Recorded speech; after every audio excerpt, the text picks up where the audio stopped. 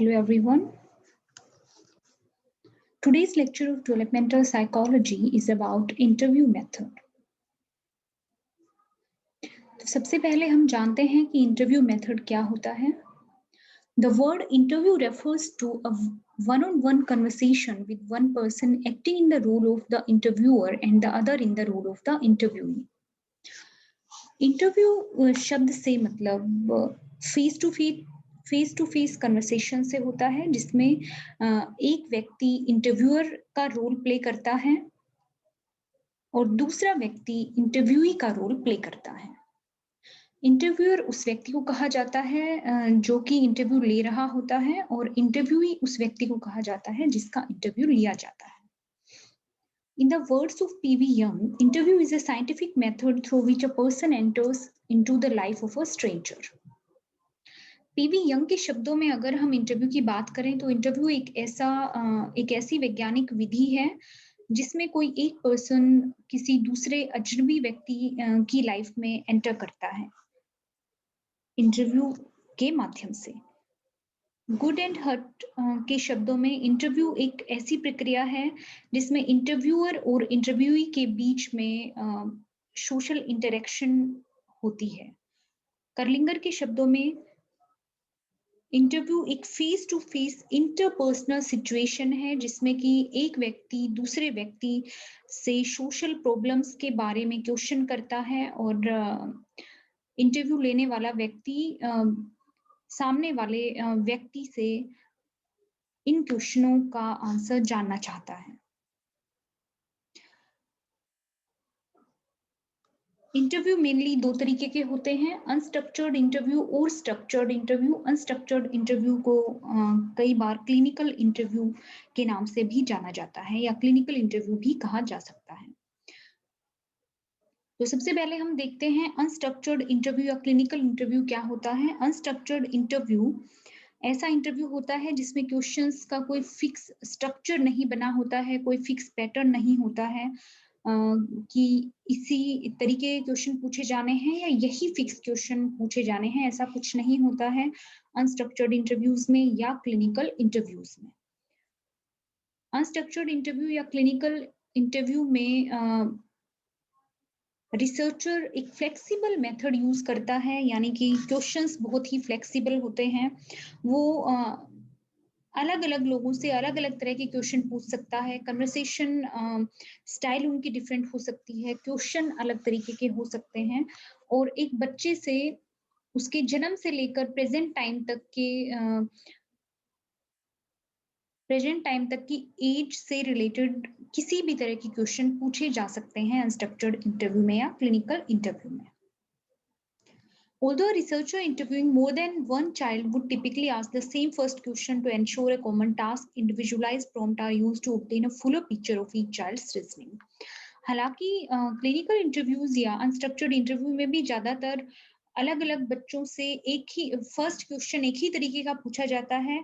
For example उनसे उनका नाम पूछा जा सकता है, एज पूछी जा सकती है. इस तरह की बेसिक चीजें स्टार्टिंग में सबके साथ एक जैसी रहती हैं. उसके बाद ये पॉसिबल है कि अलग अलग बच्चों से अलग अलग तरह की क्वेश्चंस उनकी प्रॉब्लम के अकॉर्डिंग या जो भी इंटरव्यू के माध्यम से जो क्वालिटी उनकी टेस्ट की जानी है या जो चीजें टेस्ट करनी है उनके अकॉर्डिंग अलग अलग तरह के क्वेश्चन बच्चे से पूछे जा सकते हैं. The clinical interview has two major strength. तो अभी हम क्लिनिकल इंटरव्यू की मेजर स्ट्रेंथ क्या है या कौन कौन से फायदे होते हैं क्लिनिकल इंटरव्यू के उनकी बात करेंगे. First, it permits people to display their thoughts in terms that are as close as possible to the way they think in everyday life. तो सबसे पहली जो स्ट्रेंथ है वो है कि क्लिनिकल इंटरव्यू या अनस्ट्रक्चर्ड इंटरव्यू के माध्यम से लोग अपने थॉट्स को शो कर सकते हैं, थॉट्स को डिस्प्ले कर सकते हैं, अपने एवरीडे लाइफ में वो क्या सोचते हैं, क्या उनकी थिंकिंग है, इन सब चीजों को वो बहुत ही क्लोज वे में सामने वाले पर्सन को बता सकते हैं. Second, the clinical interview can provide a large amount of information in A Fairlie brief period. दूसरा इसका जो दूसरी स्ट्रेंथ जो है वो इस वे में देखने को मिलती है कि क्लिनिकल इंटरव्यू बहुत ही थोड़े समय में बहुत ज़्यादा इंफॉर्मेशन प्रोवाइड करता है, यानी एक इंटरव्यूअर को इंटरव्यूई से बहुत थोड़े समय में बहुत ज़्यादा इंफॉर्मेशन मिल सकती है। For example, in an hour-long session, we can obtain a wide range of child-reading information from a parent, much more than could be captured by observing parent-child interaction for the same amount of time. इसका example है कि 1 घंटे के session में बच्चे के parents से जन्म से लेकर अभी तक बच्चे का पालन पोषण किस तरीके का हुआ है उसके बारे में एक बहुत ही वाइड रेंज में इंफॉर्मेशन कलेक्ट की जा सकती है, बजाय इसके कि उस पेरेंट और चाइल्ड के इंटरेक्शन को 1 घंटे तक ऑब्जर्व किया जाए। यानी कि सिर्फ ऑब्जर्वेशन अगर करेंगे पेरेंट चाइल्ड रिलेशनशिप की हम 1 घंटे तक, तो उसमें हमें उतनी ज्यादा इंफॉर्मेशन नहीं मिलेगी। इसकी बजाय अगर हम पेरेंट्स का इंटरव्यू लेंगे 1 घंटे तक, तो वहां पर हमें बच्चे का पालन पोषण किस तरीके का हुआ है उसकी ज्यादा जानकारी मिलेगी, क्लिनिकल इंटरव्यू के माध्यम से या अनस्ट्रक्चर्ड इंटरव्यू के माध्यम से। अब हम नेक्स्ट बात करते हैं स्ट्रक्चर्ड इंटरव्यू की।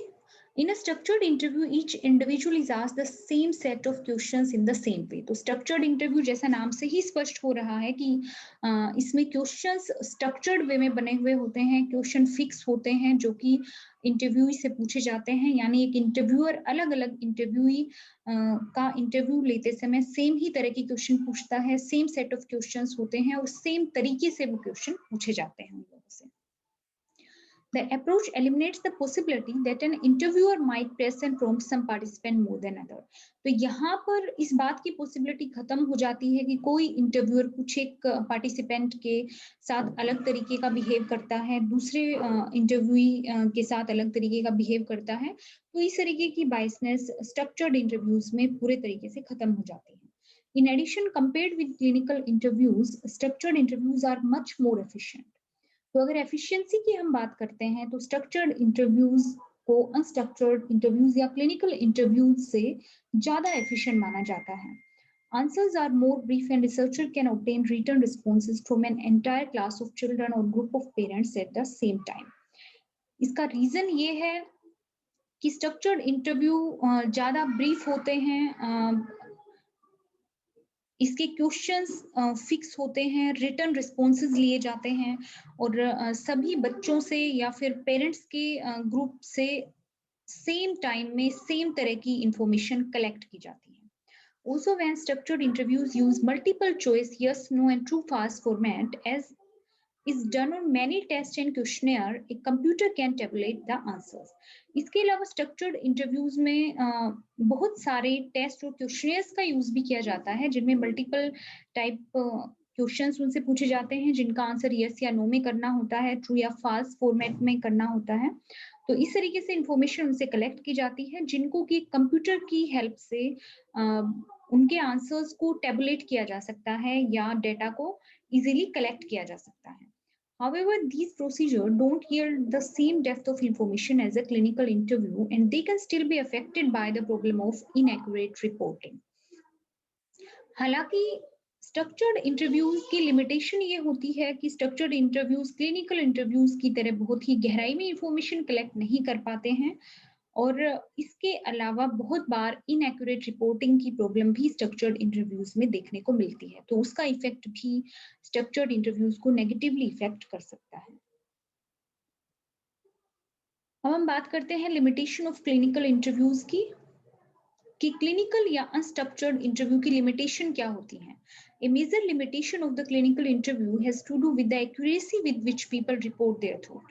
तो पहली लिमिटेशन या मेजर लिमिटेशन अगर हम बताएं तो वो है कि लोग कितनी एक्यूरेटली अपने थॉट्स को, फीलिंग्स को या फिर अपने एक्सपीरियंस को शेयर करते हैं। यानी इट इज पॉसिबल कि वो सही ना बताएं, जो भी चीजें उनसे पूछी जाएं वो एक्यूरेट ना होके वो उनको मैनिपुलेट करके गलत तरीके से भी बता सकते हैं।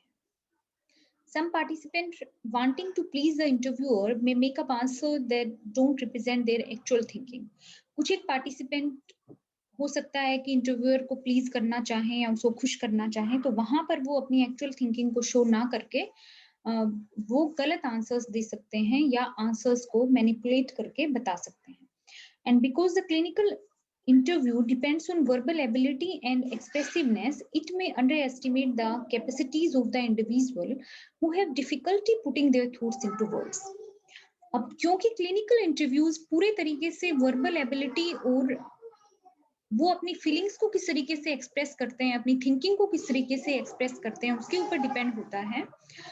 तो कई बार जिन लोगों में ये कमी होती है कि वो अपने थॉट्स को वर्ड्स में अच्छे से नहीं रख पाते हैं या अपनी फीलिंग्स को एक्सप्रेस नहीं कर पाते हैं या अपनी थिंकिंग को ठीक तरीके से नहीं बता पाते हैं, उन लोगों के लिए क्लिनिकल इंटरव्यू थोड़े से मुश्किल पड़ते हैं, या हम कह सकते हैं कि वो क्लिनिकल इंटरव्यू में उतना अच्छे से इंफॉर्मेशन नहीं दे पाते हैं।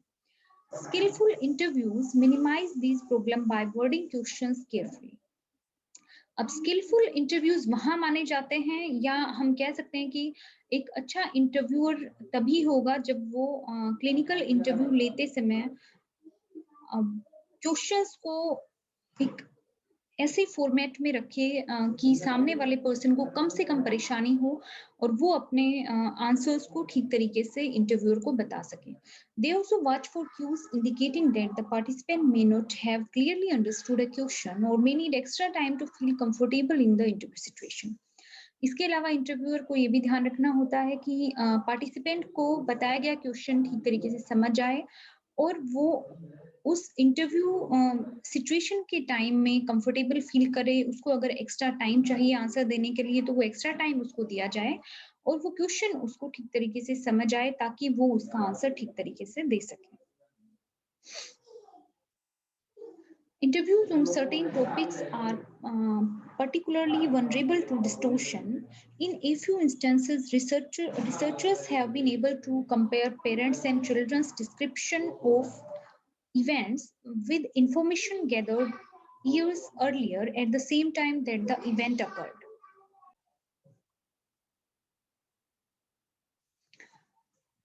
Interviews बहुत सारे टॉपिक पर अलग अलग हो सकते हैं, यानी इंटरव्यू में कलेक्ट की गई इंफॉर्मेशन अलग अलग तरीके की हो सकती है।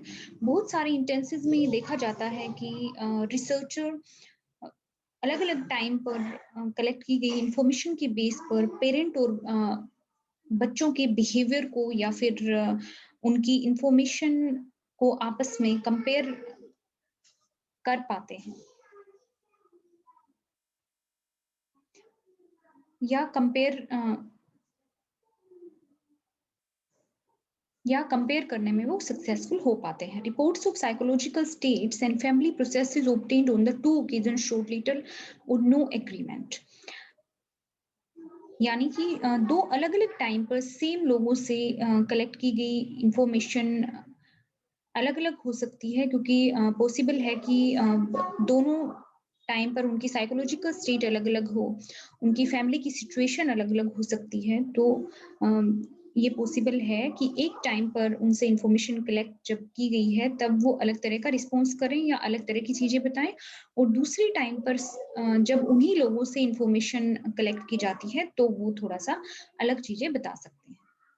तो इस तरह की डिस्टोर्शन या वेरिएशंस कई बार इंटरव्यू में देखने को मिल जाती हैं। Interviews that focus on current rather than past information and on specific characteristics rather than global judgment show a better match with observations and other sources of information.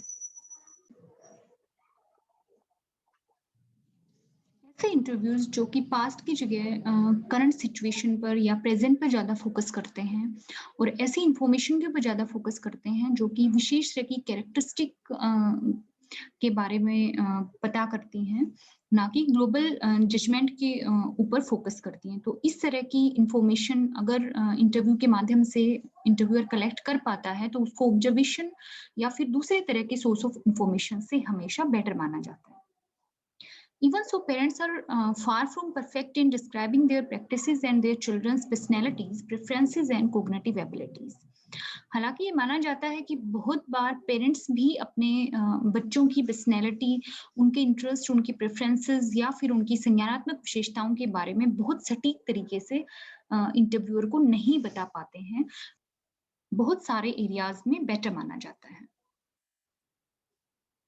And here is the reference. Thank you so much.